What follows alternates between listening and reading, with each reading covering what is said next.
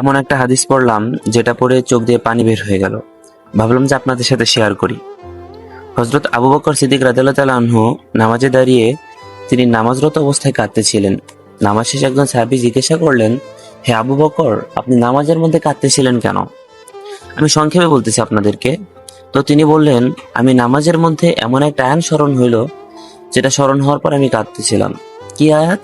সে আয়াতের অর্থটা হচ্ছে যে আল্লাহ পাক রব্বুল আলামিন বলতেছেন, আমি তোমাদের জান্নাত দিয়ে দিলাম, বিনিময়ে তোমাদের কাছ থেকে জানমাল নিয়ে নিলাম। তো সাহাবী বলেন যে, হে আবু বকর, এটা তো খুশির সংবাদ যে আল্লাহ পাক আমাদের জানমালের বিনিময়ে জান্নাত দিয়েছেন, তো আপনি কাঁদতেছেন কেন?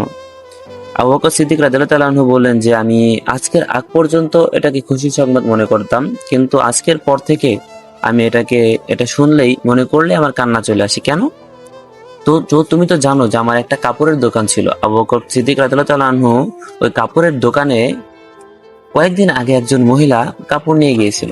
তো হঠাৎ করে সে ফিরে আসলো কাপড় নিয়ে। সে আমাকে বলতেছে যে, তুমি তোমার কাপড় ফিরিয়ে নাও, আমার টাকা আমাকে ফেরত দিয়ে দাও।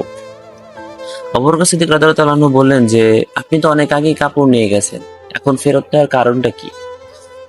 মহিলা বলতেছে যে, তোমার কাপড় আমার পছন্দ হয় নাই, তোমার কাপড় তুমি রেখে দাও, আমার টাকা তুমি আমি ফেরত দিয়ে দাও। আবু বকর সিদ্দিক রাদিয়াল্লাহু তাআলা আনহু বলতেছেন, আমি কাঁদতেছি এটা ভেবে, কিয়ামতের ময়দানে সবাইকে যখন উলঙ্গ করে দাঁড় করানো হবে, সেদিন যদি আল্লাহ পাক রব্বুল আলামিন বলেন যে, আবু বকর, তোমার জানমাল আমি তোমাকে দিয়ে দিলাম, তুমি জান্নাতকে আমার কাছে ফিরিয়ে দাও, সেদিন আমি আবু বকরের হালত কি হবে?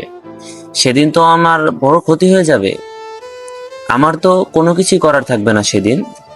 এজন্য প্রিয় ভাই, এ হাদিস থেকে এতটুকু শিক্ষা যে আল্লাহ পাক রব্বুল আলামিন আমাদেরকেও যদি কিয়ামতের দিন বলে যে, তোমাদের জানমালকে তোমাদেরকে ফিরিয়ে দিলাম, বিনিময়ে তুমি আমার জান্নাত আমাকে ফিরিয়ে দাও, সেদিন আমাদের কি হালত হবে।